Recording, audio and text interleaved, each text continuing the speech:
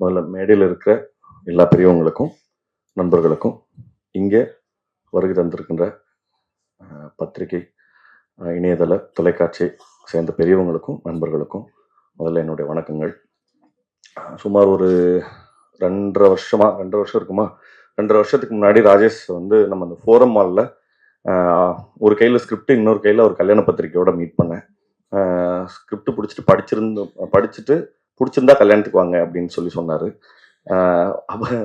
அப்புறம் நான் அவர் கல்யாணத்துக்கு முன்னாடி என்னால் படிக்க முடியல, அதனால படிச்சுட்டு நான் சொன்னேன், நான் இந்த மாதிரி எனக்கு கதை பிடிச்சிருக்கு, பட் ஆனால் நான் இடையில 2 படம் பண்ண போகிறேன். லவ்வர், குட் நைட்டு, லவ்வர்னு 2 படம் இருக்குது. நான் அதை முடிச்சுட்டு தான் வர முடியும், ஏன்னா ஆல்ரெடி நான் ஒத்துக்கிட்டேன், கையெழுத்து போட்டேன். உங்களுக்கு வெயிட் பண்ண விருப்பம் இருக்கா சொல்லுங்கள், அப்படி இல்லைன்னா நீங்கள் வேற யாருக்காவது பிச் பண்ணிடுங்கன்னு சொன்னேன். பட் ஆனால் அவர் வந்து ரொம்ப பிடிவாதமாக, இல்லை நீங்கள் பண்ணுங்க, நான் வெயிட் பண்ணுறேன் அப்படின்னு சொன்னார். ஸோ அந்த பிடிவாதத்தை வந்து முதல்ல டைரக்டராக அவருக்கு இருக்கலாம், பட் ஆனால் ப்ரொடியூசராக வந்து வினோத் சாருக்கும் இருந்தது தான் பெரிய ஆச்சரியம். முதல்ல அதுக்காக என்னை வந்து இதில் ஏற்றுக்கிட்டதுக்காக ரொம்ப ரொம்ப நன்றி, எனக்காக காத்திருந்ததுக்காகவும். செகண்ட் பாயிண்ட் வந்து நான் இந்த ஸ்கிரிப்டை எழுதியிருந்த விதம் வந்து பொதுவாக ஒரு காமெடி படம்னாக்கா லைக் வலிந்து எதையாவது சொல்லி நம்ம சிரிக்க வச்சிடலாம் அப்படிங்கிற போக்குல இருந்து ஒரு இண்டிவிஜுவலோட லைஃபை, ஒரு குடும்பத்தினோட லைஃபை இப்படி சொல்றதன் மூலமா ஒரு ஹியூமர் பிறக்க முடியுமா? ஏன்னா அது வந்து ஒரு பெரிய பகுதி தான். நாமளே சார் அடிக்கடி முதல்ல எங்கிட்ட அவங்க சொன்ன விஷயம் என்னன்னா, நான் வந்து முதல்ல எழுத ஆரம்பிச்சது ஒரு சாகச கதை, ஒரு அட்வென்ச்சரஸ் ஃபில்ம் எழுதணும் அப்படின்னு நினைச்சோம். சரி, என்ன அட்வென்ச்சர் எழுதலாம் அப்படின்னு பார்க்கும்போது ஒரு மலையில இருந்து தங்கத்தை திருடிட்டு வர்றது, கொள்ளையடிக்கிற மாதிரியான படம் எழுதலாமா, கவுபாய் ஃபில்ம் எழுதலாமா, ஆக்ஷன் அட்வென்ச்சர் எழுதலாமா அப்படின்னு யோசிச்சு ஒரு லெவலுக்கு அப்புறம் சலிச்சு, இன்னைக்கு தேதிக்கு ஒரு குடும்பத்தை நடத்துறதே பெரிய அட்வென்ச்சர் தான், அதை எழுதுவோம் அப்படிங்கிற மாதிரி பேசி அத ரொம்ப ரொம்ப சரிவர ரொம்ப தட்டையான ரைட்டிங்கா இல்லாம ஒரு சராசரியா 25,000 ரூபாய் 30,000 ரூபாய் வாங்குற ஒரு குடும்பஸ்தனுக்கு இன்னைக்கு இப்ப பொங்கல் முடிஞ்சிருக்குன்னா வீட்டுல எல்லா சொந்தக்காரங்களும் வந்திருக்காங்களா, அவங்களுக்கு துணிமணி எடுத்து கொடுக்கணும், நிறைய விஷயங்களுக்கு காசு ஸ்பெண்ட் ஆயிடும். அடுத்த இந்த 15 நாள் என்ன பண்றதுன்ற ஒருத்தன் திண்ணையில உட்கார்ந்து இருக்கிற ஒரு மனநிலைமைய ரொம்ப தத்ரூபமா எடுத்து காமிக்கணுங்கிறதுக்காக எழுதப்பட்டது. பட் அந்த உணர்வு வந்து எனக்கு பயங்கரமா ரொம்ப எப்படின்னா, படிக்கும்போது எப்படி இருந்ததோ அன்னைக்கு செட்ல போயிட்டு மற்ற நடிகர்கள் அதே மாதிரி அந்த செட்ல இருந்த சமயத்துல இந்த சிச்சுவேஷனை நீ ஃபேஸ் பண்ணுனா என்னால ரொம்ப ஈஸியா ரொம்ப ரொம்ப பதட்டத்தோட அவங்களோட மனநிலைமைய உணர முடிஞ்சது. நிச்சயமா பாக்குற ஆடியன்ஸ் எல்லாருக்குமே அதே அவங்களுடைய நிலைமையை பார்த்து அவங்களே சிரிச்சுக்கிறதுக்கும் நிறைய சமயங்கள்ல கண் கலங்குறதுக்கும் இந்த படம் வந்து நிச்சயமா உங்களுக்கு அதுக்கான வாய்ப்பை ஏற்படுத்தி கொடுக்கும் அப்படிங்கிறது என்னோட நம்பிக்கை. செகண்ட் பாயிண்ட், இந்த படத்துல ஒர்க் பண்ண நிறைய முதல்ல நடிகர்கள்ட்ட இருந்து ஆரம்பிச்சிடறேன். சோமுனா வந்து நான் வந்து சோமுனாவோட பெரிய ஃபேனு.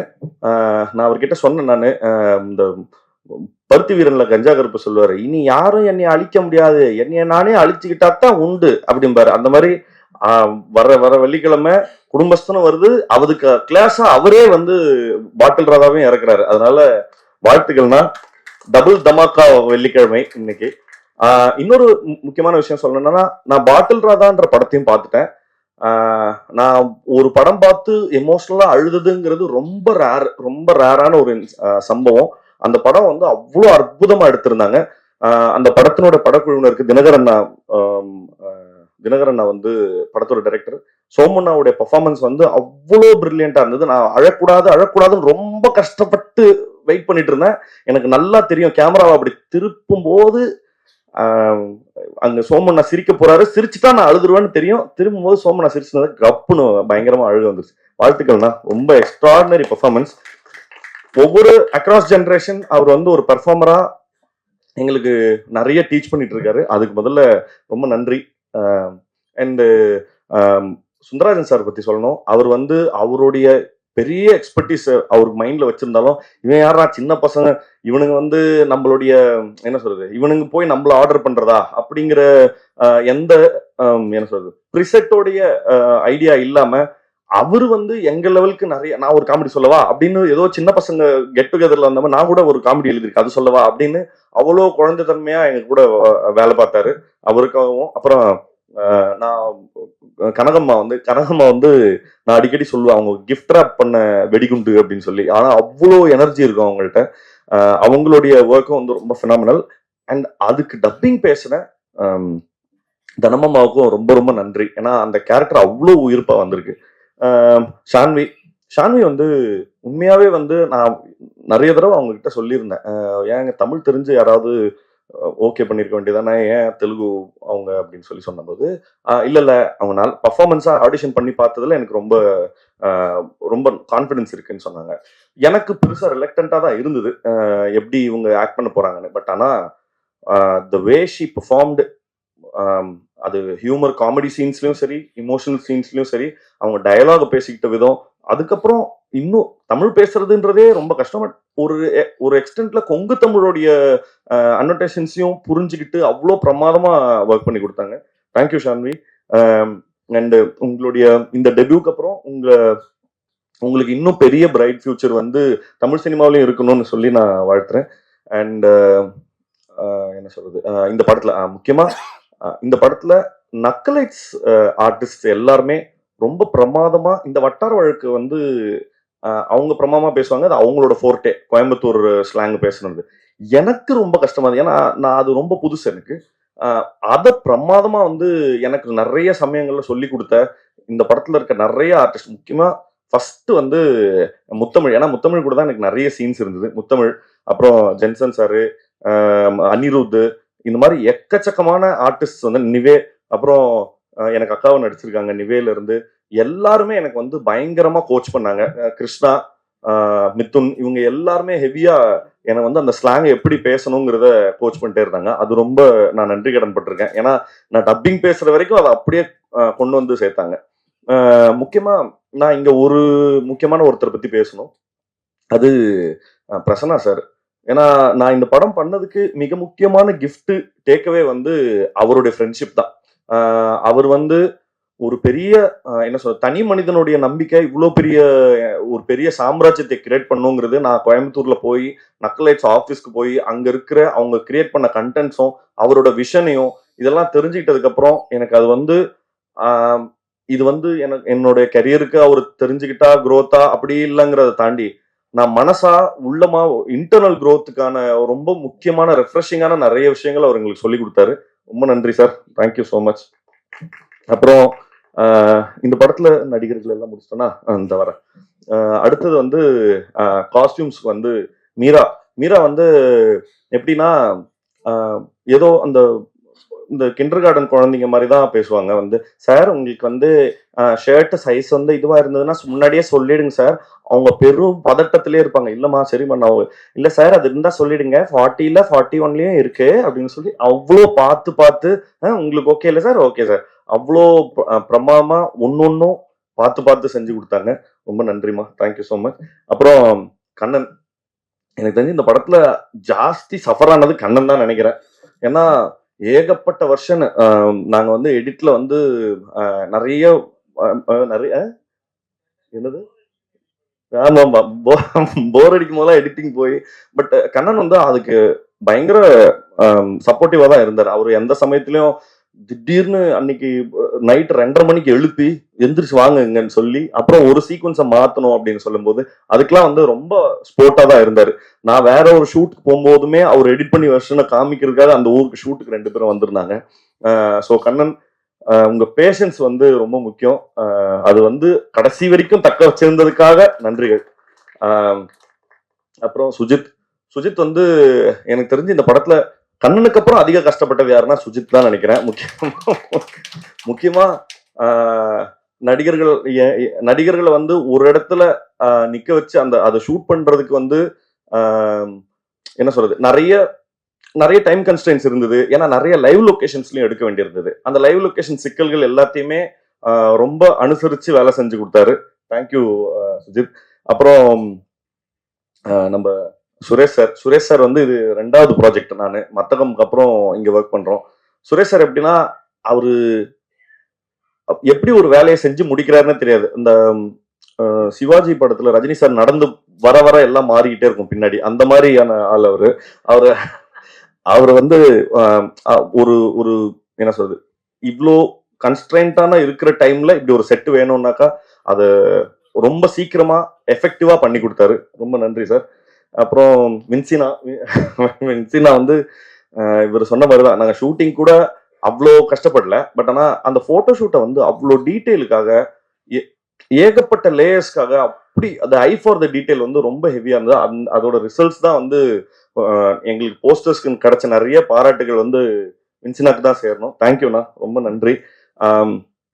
இப்ப ப்ரொடியூசர் சார், எனக்கு தெரியல, ஒருத்தருக்கு வந்து இந்த நாங்க அடிக்கடி சொல்லிட்டே இருப்போம், இந்த பாஷா ஃபர்ஸ்ட் ஹாஃப்ல ரஜினி சார் மாதிரி என்ன பண்ணாலும் எப்படி இவர் கோவமே வரமாட்டேங்குது, இவருக்கு கோவத்துக்கு போற அந்த நரம்பு கட் ஆயிருச்சு, நாங்க கிண்டல் பண்ணிட்டே இருப்போம். அவருக்கு வந்து என்ன பண்ணாலும் வந்து கோவமே வராது. அவ்வளோ அவ்வளோ கனிவான கைண்டான ஒரு பர்சனை பாக்குறது வந்து இன்னைக்கு ரொம்ப ரேர். எனக்கு வந்து இப்ப யோசிச்சு பார்த்தா, இது வரைக்கும் அவர் பேசின வார்த்தை, என்கிட்ட பேசின மொத்த வார்த்தையும் சேர்த்தாலே வந்து ஒரு பஸ் டிக்கெட் பின்னாடி எழுதிடலாம், அவ்வளவுதான் பேசியிருப்பாரு. அவ்வளோ லிமிட்டடா இந்த மேடையில பேசின எவ்வளவோ அதுதான் இந்த ஃபுல் ப்ராஜெக்ட்லயுமே என்கிட்ட பேசியிருப்பாரு. ஸோ ரொம்ப நன்றி சார் எங்க மேல நம்பிக்கை வச்சதுக்காக. அண்ட் வைசாக் கிட்ட நாங்க ஃபர்ஸ்ட் ராஜேஷ் தான் வந்து என்கிட்ட சொன்னாரு, இந்த மாதிரி வைசாக் தான் வந்து இந்த படத்துக்கு மியூசிக் அப்படின்னு சொல்லி. நான் வைசாக் கிட்ட சொன்னேன், இங்க பாருங்க, காமெடி ஃபிலிம்ஸுக்கு ஜென்ரலா ஒரு டெம்ப்ளேட் மியூசிக் இருக்கும், அதை நம்ம யூஸ் பண்ணிக்க வேண்டாம். நம்ம ராஜேஷும் நானும் ஏற்கனவே பேசி வச்சிருந்தது என்னன்னா, எப்படி ஒரு அட்வென்ச்சர் ஃபிலிம், ஒரு ஆக்ஷன் ஃபிலிமுக்கான மியூசிக் எப்படி இருக்குமோ அப்படி இருக்கலாம் காமெடிக்கு அப்படின்னு சொன்னேன். பட் அதை வந்து கிராக் பண்றதுக்கு, ஏன்னா அவர் வழக்கத்துக்கு மீறி ஒன்று பண்ணணுன்றதுனால அதை கிராக் பண்றதுக்கு ரொம்ப கஷ்டப்பட்டாரு. பட் ஆனா கஷ்டப்பட்டாரு தவிர்த்து கிவ் அப் பண்ணல, தொடர்ந்து அதை ஒர்க் பண்ணி முடிச்சாரு. தேங்க்யூ வைசாக், உங்களுக்கு பெரிய பெரிய பெரிய லைஃப் இருக்கும் இருக்கணும் அப்படிங்கிறது என்னோட ஆசை. இந்த படத்தினுடைய அசிஸ்டன்ட் டைரக்டர்ஸ் மிதுன், நம்ம அஸ்வின், கிருஷ்ணா, அப்புறம் assistant cinematographers, assistant art directors, இவங்க எல்லாருக்குமே, ஏன்னா இந்த படம் வந்து ரொம்ப இவர் பிரசன்னா சார் தான் சொல்லுவாரு, நம்மளுக்கு செட்டு போட டைம் இல்லை, பெரிய பட்ஜெட் இல்லை, அதனால கோயம்புத்தூரே நம்ம செட்டு தான் அப்படிங்கிற மாதிரி என்னை வந்து எல்லா தெருவா நடக்க விட்டு அவ்வளோ அவ்வளோ வந்து லைவா இருக்கணுங்கிறதுக்காக எடுத்தாங்க. பட் ஆனால் அந்த லைவா இருக்கணுங்கிறதுக்காக பேக் எண்ட்ல இவங்க நிறைய ஒர்க் பண்ணியிருக்காங்க. ஸோ அதுக்கு எல்லாத்துக்கும் நன்றி, தேங்க்யூடா. அப்புறம் கவினுக்கா, உன் பேரை மென்ஷன் பண்ண மறந்துட்டேன். அப்புறம் வந்து இப்போ கடைசியா நான் டைரக்டருக்கு சொல்லி முடிக்கணும். ஒரு லெவல்ல இவரை எப்படி அட்ரஸ் பண்றதுன்னு தெரியல. நான் என் லைஃப்ல ஜாஸ்தி சண்டை போட்டவங்கன்னு சொல்லி எடுத்தாக்கா அந்த லிஸ்ட்ல இவரும் இருப்பாரு. ஏன்னா கட்டி உருண்டோம் சண்டை, செம்ம சண்டை. ஆனா என்னத்துக்கு, நான் படத்தோட வெல்ஃபேருக்காக தான். அதனாலதான் எனக்கு வந்து அது, அவரும் என் மேல கோச்சிக்கல, இல்ல நானும் அவன் மேல கோச்சிக்கல.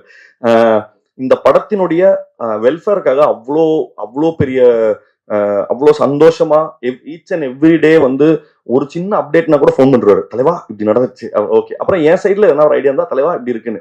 ஸோ அந்த ரிலேஷன்ஷிப் வந்து இன்ன வரைக்கும் அவ்வளோ சந்தோஷமா மெயின்டைன் ஆனதுக்கு ராஜேஷனோட ஸ்பிரிட் ரொம்ப முக்கியம். ஏன்னா வேற யாராவது இருந்தா அந்த நான் சண்டை போட்டதை வந்து ரொம்ப இவரு பாருங்க, ஆனா அவர் என்ன புரிஞ்சுக்கிட்டாருன்னா, இல்ல அவன் படத்தோட வெல்ஃபேருக்காக தானே சொல்றான் அப்படிங்கறத ரொம்ப சரியான சென்ஸ்ல புரிஞ்சுக்கிட்டதுக்காக ரொம்ப ரொம்ப நன்றி. இது தொடர்ந்து நாங்க அடுத்தடுத்து வேலை செய்யறதுக்கான